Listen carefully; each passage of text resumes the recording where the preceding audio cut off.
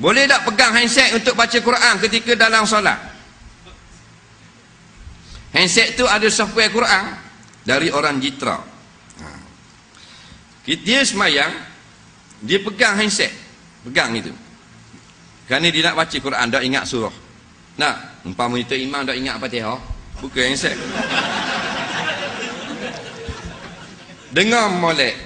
Pegang Quran dalam mazhab Syafi'i, dalam semayang jangan sampai gerak 3 kali turut-turut. Dalam mazhab lain 40 kali pun tak apa, kerana perbuatan itu ibadah dikira dan ada kaitan dengan semayang. Dalam mazhab Syafi'i dia bergaluh sikit. Begitu juga kalau kita semayang mana duduk depan Quran dia, kata kita buka pula. Nah, memang kau buka sekali, jangan kau buka gini gitu. Nah, buka sekali je lah.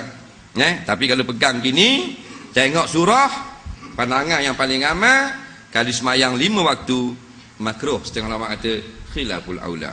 Yang boleh tengok-tengok Quran, semayang lain daripada maktubah. Semayang tarawih, semayang witir, semayang hajat. Soalan